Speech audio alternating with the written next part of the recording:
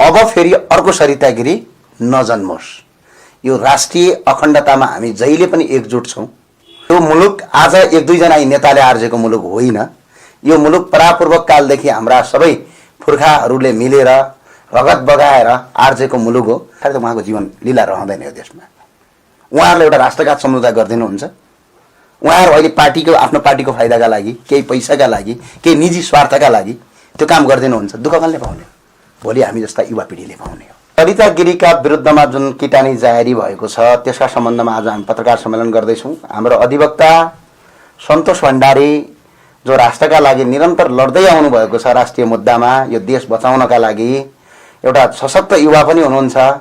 उहाँ लगायतको टिमले हिजो टेकुमा 2077 साल हिजो असार 5 गते महानगरीय प्रहरी परिसर टेकुमा राज्यद्रोह अर्थात् तपाईँको वास्तवमा राज्यका विरुद्धमा जुन हिसाबले सरिता गिरीले अभिव्यक्ति दिनुभएको थियो त्यो अभिव्यक्तिको विरुद्धमा कानुनी प्रोसेस, किनकि अब फेरि अर्को सरिता गिरी नजन्मोस्।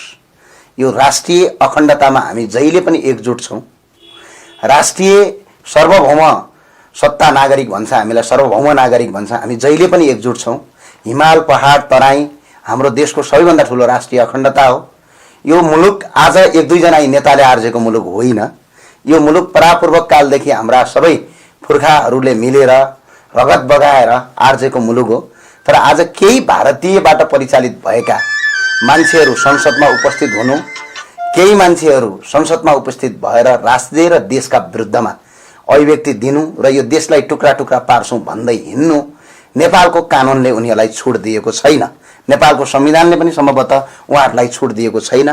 त्यही सम्बन्धमा हाम्रा अधिवक्ता सन्तोष भण्डारी जो जुझारु राष्ट्रका लागि लडिराख्नु भएको एउटा अधिवक्ता हुनुहुन्छ, उहाँले हिजो मुद्दा जाहेर गर्नुभएको छ। यही सम्बन्धमा बाँकी सन्तोष भण्डारीज्यूबाट कुरा अगाडि बढाउन चाहन्छु।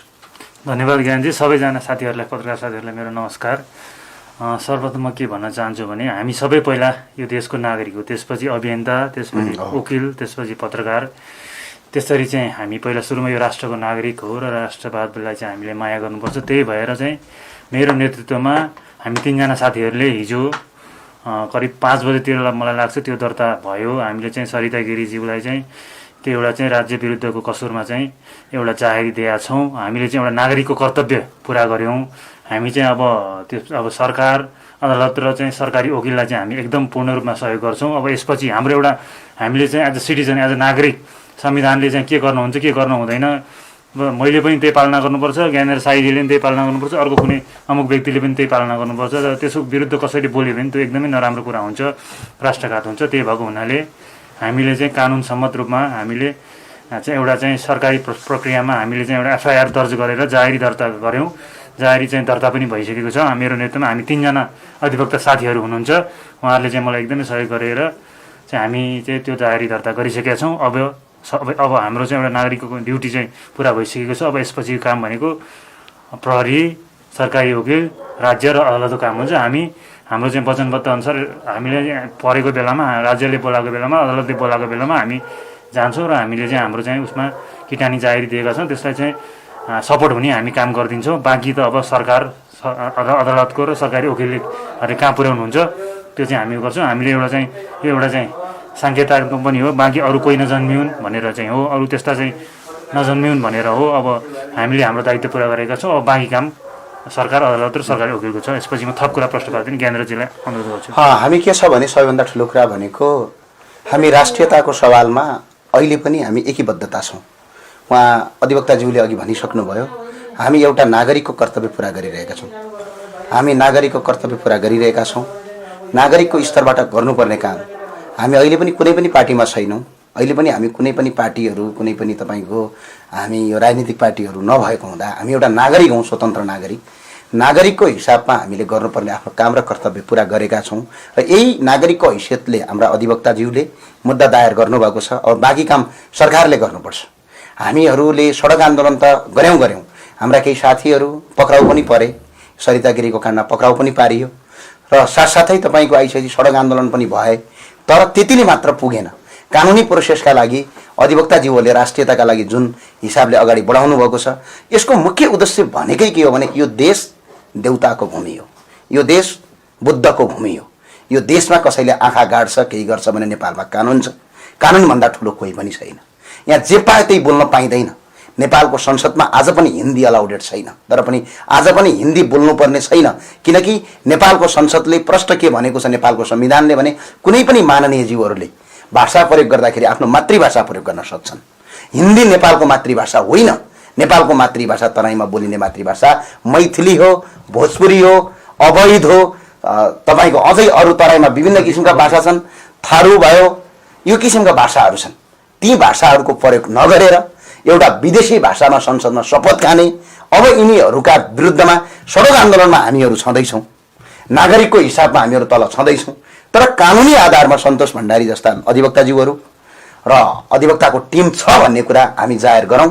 र अर्को कुरा चाहिँ के सबैले एउटा मनन के गरौँ भने अर्को सरिता गिरी अब जन्मिनु भएन यो देशमा। एउटा सरिता गिरी जन्मियो तर अर्को सरिता गिरीले जन्मिने चेष्टा पनि नगरोस् भनेर हामीले कानुनी बाटो अपनाएका छौँ।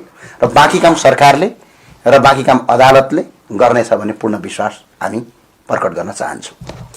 हस्, यो विषयमा सन्तोषजीले अलिकति खुलाइदिनु न। त्यो तपाईँले किटानी जाहेरीमा के लेख्नु भएको छ, उहाँलाई कस्तो किसिमको कारबाही होस् भनेर माग गर्नु भएको छ, स्पष्ट पार्दैनौँ।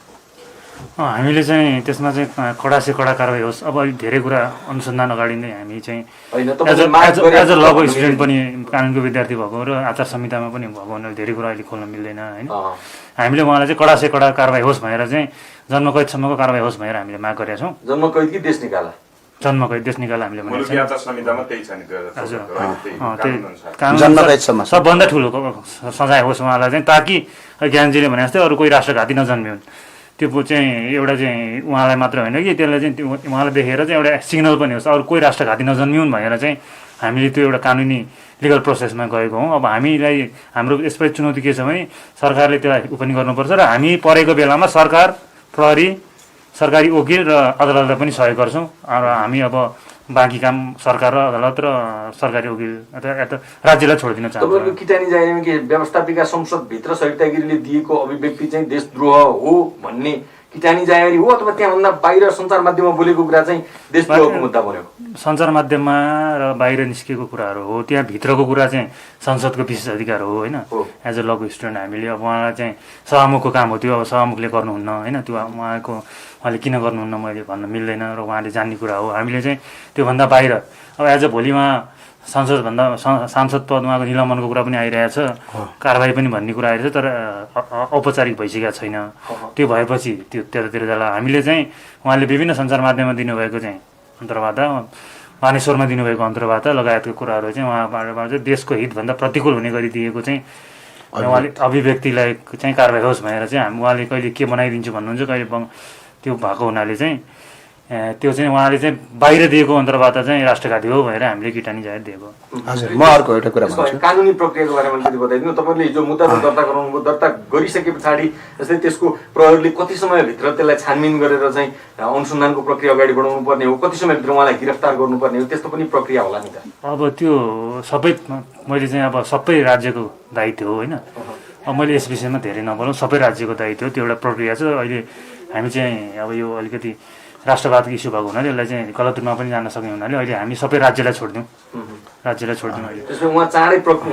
हामी त्यसैमा ढुक्क हौँ। थप कुरा ज्ञानीजीले प्रश्न पार्नुहुन्छ। यस्तो छ, के छ भने मुद्दा जाहेरी गरेर दर्ता गर्नु ठुलो कुरा, दर्ता भइसकेको छ, अब राज्यको अधिकार हुन्छ। मुद्दा दर्ता नहुँदै अगाडि राज्यले के भन्न सक्छ भने कसैले हामीलाई मुद्दै हालेनन् त्यो भएर हामीले पक्राउ गरेनन् भनेर उम्किन सक्छ। अब त मुद्दा त दर्ता भयो नि, किटानी त जाहेरी भयो नि, दर्ता नम्बर सहित त आयो नि। नेपालका सबै मिडिया तपाईँहरूले पनि देख्नु भएको छ, हिजो नेपालका सबै मुलदारका मिडियाले पनि यसलाई मुख्य समाचार बनाउनु भएको छ, तपाईँहरू लगाएर सबैले। किनभने किटानी जाहेरी त भयो नि। अनि अब चाहिँ राज्यले किटानी जाहेरी भएन, मुद्दा दर्ता भएन, कोही मान्छे पनि आएन भन्न पाउँदैन। अर्को अधिवक्ताज्यूले राम्रो कुरा के भन्नुभयो भने संसदभित्रको काम चाहिँ संसदको सचिवालयले गर्ने हो। मैले यो कुरा अस्ति पनि टेकुमा भनेको थिएँ। संसदको सचिवालयले किन गर्ने भने त्यहाँ संसदभित्रको बोलेको कुरा संसदको सचिवालयको मताधिकारभित्र हुन्छ, तर संसदको विशेष अधिकार हो। तर संसदभन्दा बाहिरको कुरा जुन उहाँले अभिव्यक्ति दिनुभएको छ, नेपालको कुनै पनि नागरिकलाई आजका दिनसम्म पनि यो देश टुक्रा टुक्रा पार्छौँ, यो देश बङ्गलादेश बनाइदिन्छौँ, यो देशको खण्ड खण्ड गर्छौँ भन्ने अधिकार कसैलाई पनि छैन। यो मुलुकको राष्ट्रिय अखण्डता जो तपाईँ माथि बोल्ने अधिकार कसैको पनि छैन। चाहे सरिता गिरी हुन्, चाहे देशको प्रधानमन्त्री हुन्, चाहे राष्ट्रपति हुन्, सबैलाई कारबाही हुन्छ।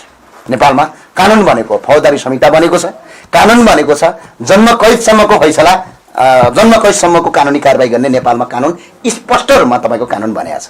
र अर्को कुरा म यो पार्टीलाई, सम्बन्धित पार्टीलाई मेरो आग्रह छ, म के भन्न चाहन्छु भने जो यो पार्टी छ नि, उहाँ सरिता गिरीज्यूको जो पार्टी छ, जो संसदको सभामुखज्यू हुनुहुन्छ, म एउटा नागरिकको हैसियतले बोल्दैछु, उहाँलाई म के भन्न चाहन्छु भने तपाईँ सरिता गिरीलाई कारबाही गर्ने भनेर के चाउचाउ खाएको भने ललिपप दिएको हो।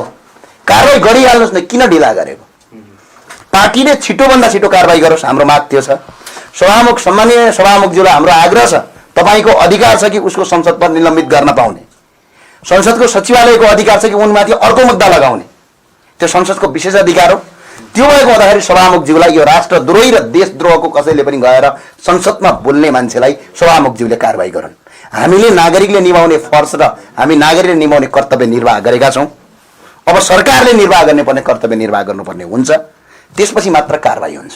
भनेपछि सबै कुरा त सरकारको हातमा गयो। यदि सरकारले यो मुद्दालाई अगाडि बढाएन भने त यो त तपाईँले दर्ता गर्नुभयो, दर्ता मात्रै भयो, अरू त केही भएन भन्ने होइन। यो एकपटक दर्ता भइसके पछाडि यो मुद्दा भनेको आज डिसमिस हुने कुरा होइन नि। यो सरकार गएर अर्को सरकार आए पनि मुद्दा लाग्छ। अर्को कुरा हामी नागरिकले के गर्छौँ, के त मुङ्गा र ढुङ्गा लगेर जाने कुड्न, त्यो अधिकार हामीले कानुनले दिएको छैन नि त। अस्ति एक गुल्द गयो घरमै। होइन, ठिकै छ, त्यो आफ्नो कुरा हो। तर हामीले त गर्ने भनेको के हो त, कानुनी बाटो त अपनाउने। हामीले विधिको शासन मान्छौँ भन्ने, हामीले कानुनी राज्यको परिकल्पना गर्छौँ भन्ने, आफैले कानुन उल्लङ्घन गर्ने त्यो अधिकार हामीलाई छैन। हामीले कानुनी अधिकार लिने हो, नागरिकको कर्तव्यबाट कानुनी अधिकार लिने हो।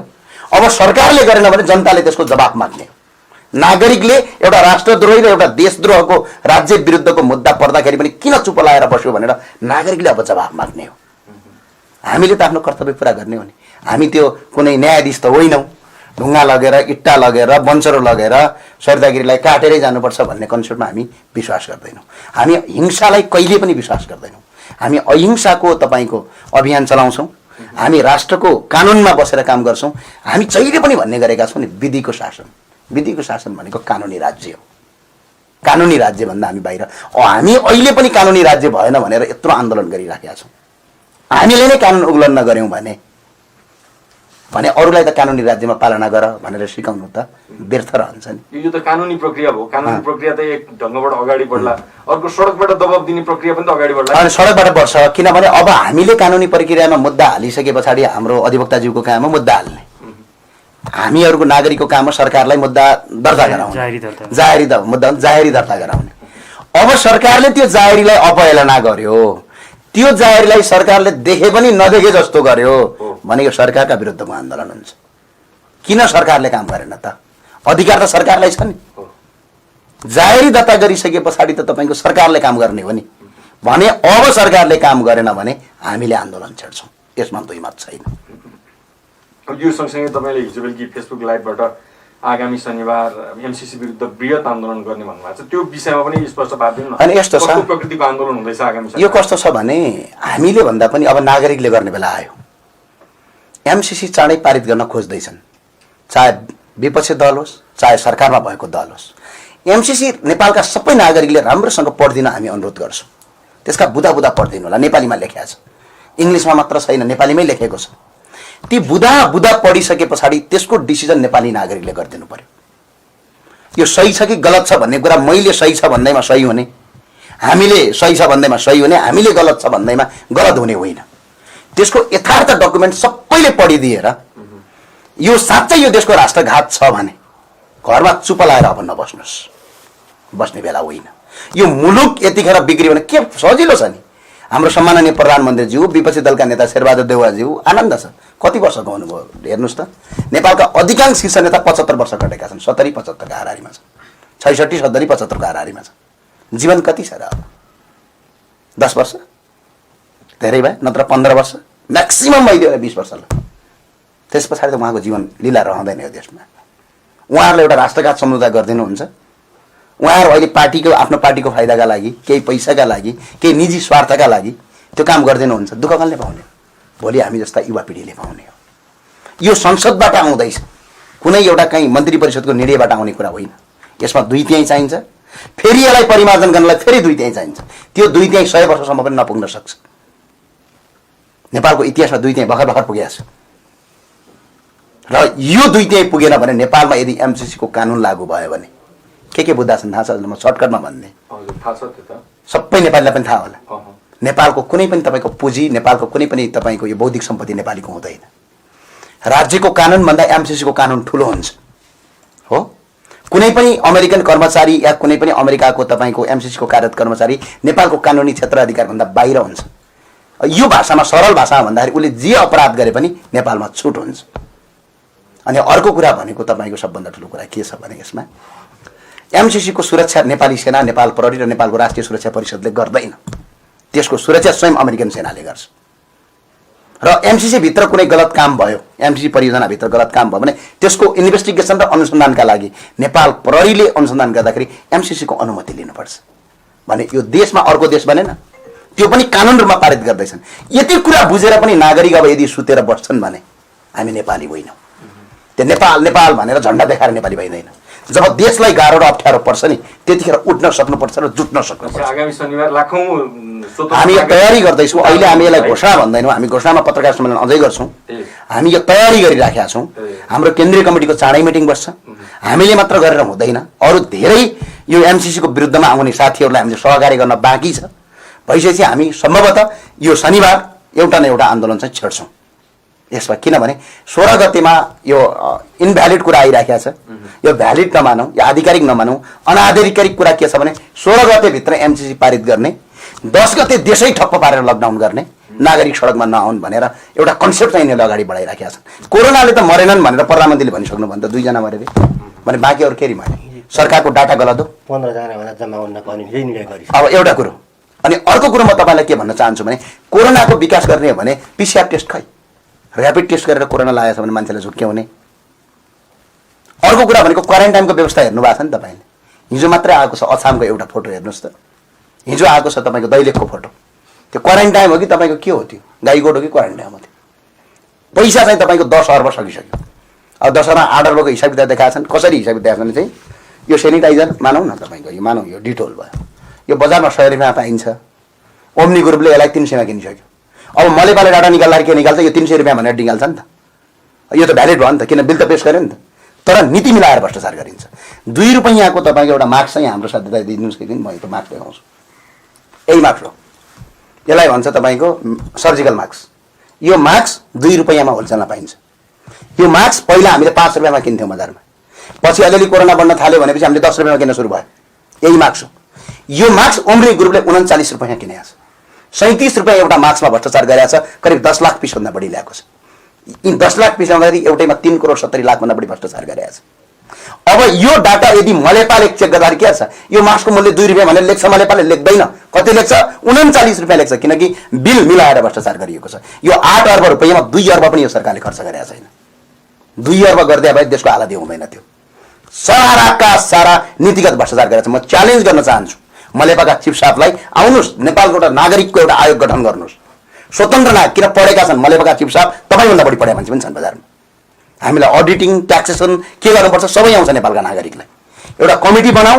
आजको बजारको मूल्यमा यो मास्कको मूल्य कति छ, पीसीआरको मेसिनको मूल्य कति छ, ऱ्यापिड टेस्टको मूल्य कति छ, अरू सामग्री मेडिकल सामग्रीको मूल्य कति छ, तपाईँले राखेको मूल्य कति छ, 2वटा बिचको ग्यापिङलाई निकालेर भ्रष्टाचार निकालौँ न, अनि कारबाही गरौँ। जे डाटा सरकार आफै मिल्छ, बिल पेश गरिदियो भयो। अब यही मार्क्सलाई मैले 600 मा किनेर भनेर बिल पेश गरे पनि 600 पारित भयो।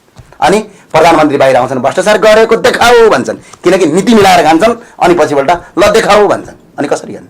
नेपालमा त भ्रष्टाचार कस्तो भनेपछि टेबल मनी दिएको पैसा मात्र भ्रष्टाचार भन्ने भयो कि टेबल मनी दिएको भ्रष्टाचार 1% हुँदैन नेपालमा। 99% नीति मिलाएर खाइन्छ। यसको विरुद्धमा अब नागरिक उठ्नुपर्छ र जोड्नुपर्छ। किनकि यो देशमा राष्ट्रिय झण्डा देखाएर मात्र हुँदैन साथीहरू।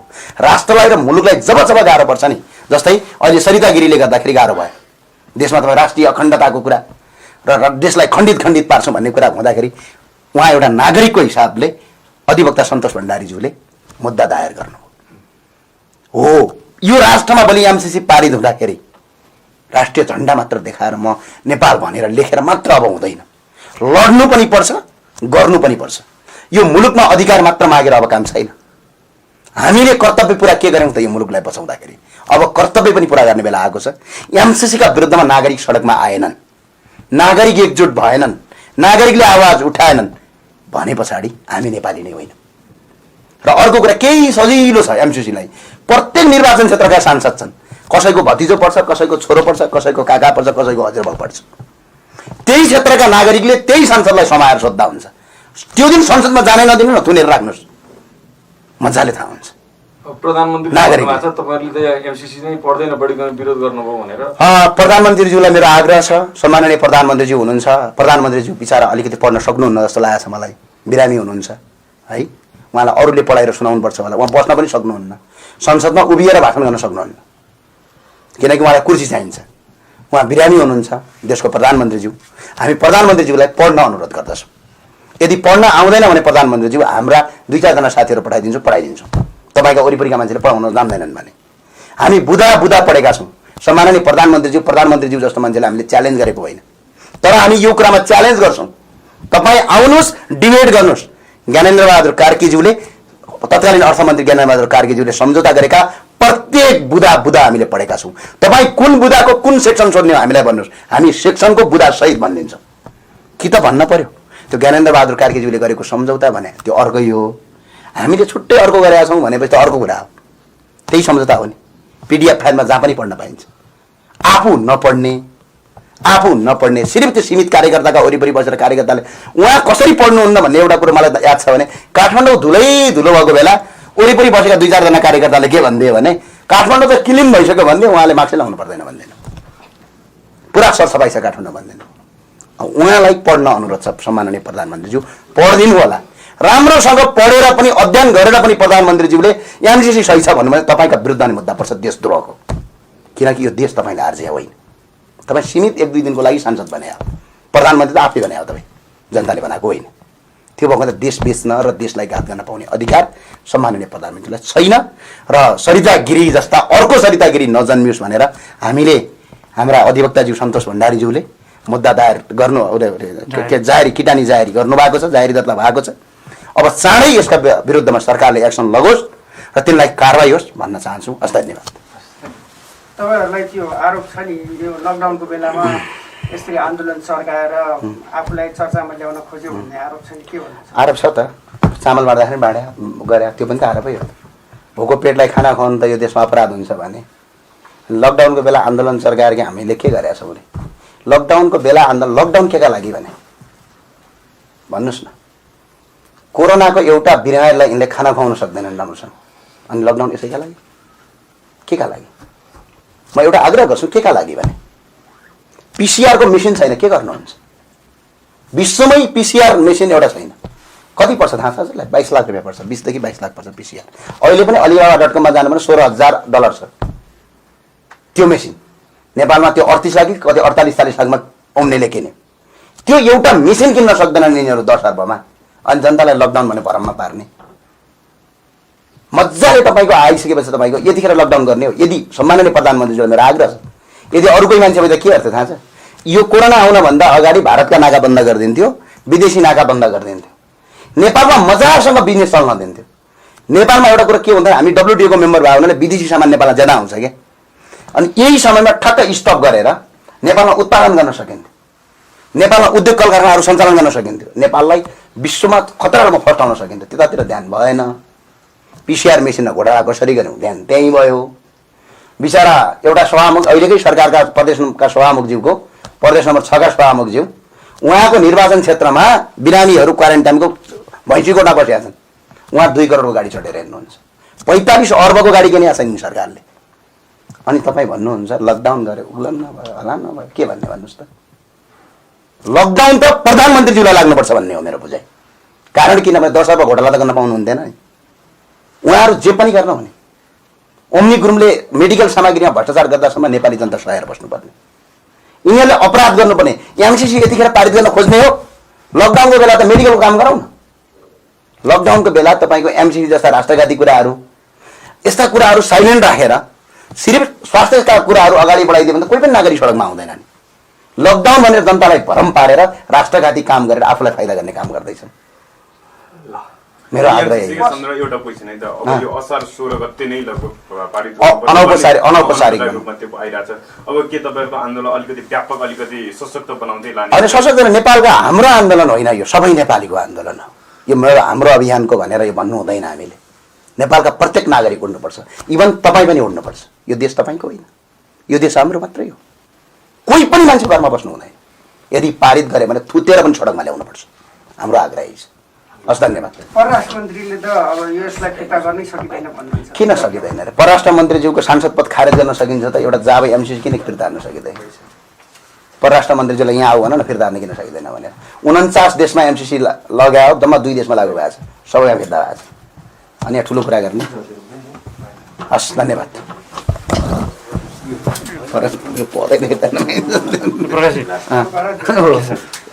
अब फेरि अर्को सरितागिरी नजन्मोस्। यो राष्ट्रिय अखण्डतामा हामी जहिले पनि एकजुट छौँ। यो मुलुक आज 1-2 जना नेताले आर्जेको मुलुक होइन। यो मुलुक परापूर्वक कालदेखि हाम्रा सबै पुर्खाहरूले मिलेर रगत बगाएर आर्जेको मुलुक हो। उहाँको जीवन लीला रहँदैन यो देशमा। उहाँहरूले एउटा राष्ट्रघात सम्झौता गरिदिनुहुन्छ। उहाँहरू अहिले पार्टीको आफ्नो पार्टीको फाइदाका लागि, केही पैसाका लागि, केही निजी स्वार्थका लागि त्यो काम गरिदिनुहुन्छ। दुःख कसले पाउने? भोलि हामी जस्ता युवा पिँढीले पाउने हो। सरिता गिरीका विरुद्धमा जुन किटानी जाहेरी भएको छ त्यसका सम्बन्धमा आज हामी पत्रकार सम्मेलन गर्दैछौँ। हाम्रो अधिवक्ता सन्तोष भण्डारी जो राष्ट्रका लागि निरन्तर लड्दै आउनु भएको छ, राष्ट्रिय मुद्दामा यो देश बचाउनका लागि एउटा सशक्त युवा पनि हुनुहुन्छ। उहाँ लगायतको टिमले हिजो टेकुमा 2077 साल हिजो असार 5 गते महानगरीय प्रहरी परिसर टेकुमा राज्यद्रोह अर्थात् तपाईँको वास्तवमा राज्यका विरुद्धमा जुन हिसाबले सरिता गिरीले अभिव्यक्ति दिनुभएको थियो त्यो अभिव्यक्तिको विरुद्धमा कानुनी प्रोसेस, किनकि अब फेरि अर्को सरिता गिरी नजन्मोस्। यो राष्ट्रिय अखण्डतामा हामी जहिले पनि एकजुट छौँ। राष्ट्रिय सार्वभौम सत्ता नागरिक भन्छ, हामीलाई सार्वभौम नागरिक भन्छ। हामी जहिले पनि एकजुट छौँ। हिमाल, पहाड, तराई हाम्रो देशको सबैभन्दा ठुलो राष्ट्रिय अखण्डता हो। यो मुलुक आज 1-2 जना नेताले आर्जेको मुलुक होइन। यो मुलुक परापूर्वक कालदेखि हाम्रा सबै पुर्खाहरूले मिलेर रगत बगाएर आर्जेको मुलुक हो। तर आज केही भारतीयबाट परिचालित भएका मान्छेहरू संसदमा उपस्थित हुनु, केही मान्छेहरू संसदमा उपस्थित भएर राज्य र देशका विरुद्धमा अभिव्यक्ति दिनु र यो देशलाई टुक्रा टुक्रा पार्छौँ भन्दै हिँड्नु नेपालको कानुनले उनीहरूलाई छुट दिएको छैन। नेपालको संविधानले पनि सम्भवतः उहाँहरूलाई छुट दिएको छैन। त्यही सम्बन्धमा हाम्रा अधिवक्ता सन्तोष भण्डारी जो जुझारु राष्ट्रका लागि लडिराख्नु भएको एउटा अधिवक्ता हुनुहुन्छ, उहाँले हिजो मुद्दा जाहेर गर्नुभएको छ। यही सम्बन्धमा बाँकी सन्तोष भण्डारीज्यूबाट कुरा अगाडि बढाउन चाहन्छु। धन्यवाद ज्ञानजी। सबैजना साथीहरूलाई, पत्रकार साथीहरूलाई मेरो नमस्कार। सर्वप्रथम म के भन्न चाहन्छु भने हामी सबै पहिला यो देशको नागरिक हो, त्यसपछि अभियन्ता, त्यसपछि वकिल, त्यसपछि पत्रकार। त्यसरी चाहिँ हामी पहिला सुरुमा यो राष्ट्रको नागरिक हो र राष्ट्रवादलाई चाहिँ हामीले माया गर्नुपर्छ। त्यही भएर चाहिँ मेरो नेतृत्वमा हामी 3 जना साथीहरूले हिजो करिब 5 बजेतिर मलाई लाग्छ त्यो दर्ता भयो। हामीले चाहिँ सरिता गिरीज्यूलाई चाहिँ त्यो एउटा चाहिँ राज्य विरुद्धको कसुरमा चाहिँ एउटा जाहेरी दिएका छौँ। हामीले चाहिँ एउटा नागरिकको कर्तव्य पुरा गऱ्यौँ।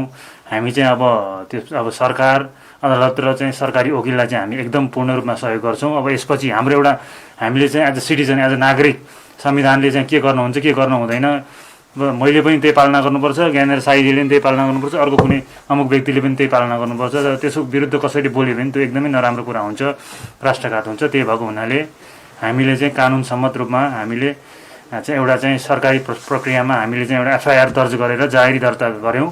जाहेरी चाहिँ दर्ता पनि भइसकेको छ। मेरो नेतृत्वमा हामी 3 जना अधिवक्ता साथीहरू हुनुहुन्छ, उहाँहरूले चाहिँ मलाई एकदमै सहयोग गरेर चाहिँ हामी चाहिँ त्यो जाहेरी दर्ता गरिसकेका छौँ। अब हाम्रो चाहिँ एउटा नागरिकको ड्युटी चाहिँ पुरा भइसकेको छ। अब यसपछि काम भनेको प्रहरी, सरकारी वकिल, राज्य र अदालतको काम हुन्छ। हाम्रो चाहिँ वचनबद्ध अनुसार हामीले परेको बेलामा, राज्यले बोलाएको बेलामा, अदालतले बोलाएको बेलामा हामी जान्छौँ र हामीले चाहिँ हाम्रो चाहिँ उसमा किटानी जाहेरी दिएका छौँ, त्यसलाई चाहिँ सपोर्ट हुने हामी काम गरिदिन्छौँ। बाँकी त अब सरकार र अदालतको र सरकारी वकिलले कहाँ पुर्याउनुहुन्छ त्यो चाहिँ हामी गर्छौँ। हामीले यो एउटा चाहिँ साङ्केतिक पनि हो, बाँकी अरू कोही नजन्मिउन् भनेर चाहिँ हो, अरू त्यस्ता चाहिँ नजन्मिउन् भनेर हो। अब हामीले हाम्रो दायित्व पुरा गरेका छौँ। अब बाँकी काम सरकार, अदालत र सरकारी वकिलको छ। यसपछि म थप कुरा प्रश्न पार्दिनँ, ज्ञानेन्द्रजीलाई अनुरोध गर्छु। हामी के छ भने सबैभन्दा ठुलो कुरा भनेको हामी राष्ट्रियताको सवालमा अहिले पनि हामी एकीबद्धता छौँ। उहाँ अधिवक्ताज्यूले अघि भनिसक्नुभयो, हामी एउटा नागरिकको कर्तव्य पुरा गरिरहेका छौँ। हामी नागरिकको कर्तव्य पुरा गरिरहेका छौँ। नागरिकको स्तरबाट गर्नुपर्ने काम हामी अहिले पनि कुनै पनि पार्टीमा छैनौँ। अहिले पनि हामी कुनै पनि पार्टीहरू, कुनै पनि तपाईँको हामी यो राजनीतिक पार्टीहरू नभएको हुँदा हामी एउटा नागरिक हौँ, स्वतन्त्र नागरिक। नागरिकको हिसाबमा हामीले गर्नुपर्ने आफ्नो काम र कर्तव्य पुरा गरेका छौँ र यही नागरिकको हैसियतले हाम्रा अधिवक्ताज्यूले मुद्दा दायर गर्नुभएको छ। अब बाँकी काम सरकारले गर्नुपर्छ। हामीहरूले सडक आन्दोलन त गऱ्यौँ, हाम्रा केही साथीहरू पक्राउ पनि परे, सरिता गिरीको काण्डमा पक्राउ पनि पारियो र साथसाथै तपाईँको आइसकेपछि सडक आन्दोलन पनि भए। तर त्यतिले मात्र पुगेन। कानुनी प्रोसेसका लागि अधिवक्ताज्यूहरूले राष्ट्रियताका लागि जुन हिसाबले अगाडि बढाउनु भएको छ, यसको मुख्य उद्देश्य भनेकै के हो भने यो देश देउताको भूमि हो, यो देश बुद्धको भूमि हो। यो देशमा कसैले आँखा गाड्छ, केही गर्छ भने नेपालमा कानुन छ। कानुनभन्दा ठुलो कोही पनि छैन। यहाँ जे पाए त्यही बोल्न पाइँदैन। नेपालको संसदमा आज पनि हिन्दी अलाउडेड छैन, तर पनि आज पनि हिन्दी बोल्नुपर्ने छैन, किनकि नेपालको संसदले प्रष्ट के भनेको छ, नेपालको संविधानले भने कुनै पनि माननीय जीवहरूले भाषा प्रयोग गर्दाखेरि आफ्नो मातृभाषा प्रयोग गर्न सक्छन्। हिन्दी नेपालको मातृभाषा होइन। नेपालको मातृभाषा तराईमा बोलिने मातृभाषा मैथिली हो, भोजपुरी हो, अवैध हो। तपाईँको अझै अरू तराईमा विभिन्न किसिमका भाषा छन्, थारू भयो, यो किसिमका भाषाहरू छन्। ती भाषाहरूको प्रयोग नगरेर एउटा विदेशी भाषामा संसदमा शपथ खाने, अब यिनीहरूका विरुद्धमा सडक आन्दोलनमा हामीहरू छँदैछौँ। नागरिकको हिसाबमा हामीहरू तल छँदैछौँ। तर कानुनी आधारमा सन्तोष भण्डारी जस्ता अधिवक्ताज्यूहरू र अधिवक्ताको टिम छ भन्ने कुरा हामी जाहेर गरौँ। र अर्को कुरा चाहिँ के सबैले एउटा मनन के गरौँ भने अर्को सरिता गिरी अब जन्मिनु भएन यो देशमा। एउटा सरिता गिरी जन्मियो, तर अर्को सरिता गिरीले जन्मिने चेष्टा पनि नगरोस् भनेर हामीले कानुनी बाटो अपनाएका छौँ। र बाँकी काम सरकारले र बाँकी काम अदालतले गर्नेछ भन्ने पूर्ण विश्वास हामी प्रकट गर्न चाहन्छौँ। हस्, यो विषयमा सन्तोषजीले अलिकति खुलाइदिनु न। त्यो तपाईँले किटानी जाहेरीमा के लेख्नु भएको छ, उहाँलाई कस्तो किसिमको कारबाही होस् भनेर माग गर्नु भएको छ, स्पष्ट पार्दिनु। हामीले चाहिँ त्यसमा चाहिँ कडा से कडा कारवाही होस्। अब अलिक धेरै कुरा अनुसन्धान अगाडि नै हामी चाहिँ एज अ लको स्टुडेन्ट पनि, कानुनको विद्यार्थी भएको र आचार संहितामा पनि भएको हुनाले धेरै कुरा अहिले खोल्न मिल्दैन होइन। हामीले उहाँलाई चाहिँ कडा से कडा कारवाही होस् भनेर चाहिँ जन्मकैदसम्मको कारवाही होस् भनेर हामीले माग गरेका छौँ। जन्मकैद कि देश निकाला? जन्मकैद, देश निकाला हामीले भनेको छौँ। सबभन्दा ठुलो सजाय होस् उहाँलाई चाहिँ, ताकि ज्ञानजीले भने जस्तै अरू कोही राष्ट्रघाती नजन्मिउन्। त्यो चाहिँ एउटा चाहिँ उहाँलाई मात्र होइन कि त्यसलाई चाहिँ उहाँलाई देखेर चाहिँ एउटा सिग्नल पनि होस्, अरू कोही राष्ट्रघाती नजन्मिउन् भनेर चाहिँ हामीले त्यो एउटा कानुनी लिगल प्रोसेसमा गएको हौँ। अब हामीलाई हाम्रो यसपालि चुनौती के छ भने सरकारले त्यसलाई पनि गर्नुपर्छ र हामी परेको बेलामा सरकार, प्रहरी, सरकारी वकिल र अदालतलाई पनि सहयोग गर्छौँ। र हामी अब बाँकी काम सरकार र अदालत र सरकारी वकिल अथवा राज्यलाई छोडिदिन चाहन्छौँ। तपाईँको किटानी जाहेरीमा के व्यवस्थापिका संसदभित्र सरिता गिरीले दिएको अभिव्यक्ति चाहिँ देशद्रोह हो भन्ने किटानी जाहेरी हो, अथवा त्यहाँभन्दा बाहिर सञ्चार माध्यममा बोलेको कुरा चाहिँ देशद्रोहको मुद्दा बन्यो? सञ्चार माध्यममा र बाहिर निस्केको कुराहरू हो। त्यहाँ भित्रको कुरा चाहिँ संसदको विशेष अधिकार हो होइन। एज अ लको स्टुडेन्ट हामीले अब उहाँलाई चाहिँ सभामुखको काम हो त्यो, अब सभामुखले गर्नुहुन्न होइन। त्यो उहाँले किन गर्नुहुन्न मैले भन्न मिल्दैन र उहाँले जान्ने कुरा हो। हामीले चाहिँ त्योभन्दा बाहिर अब एज अ भोलिमा सांसद पद उहाँको निलम्बनको कुरा पनि आइरहेछ, कारबाही पनि भन्ने कुरा आइरहेछ, तर औपचारिक भइसकेको छैन।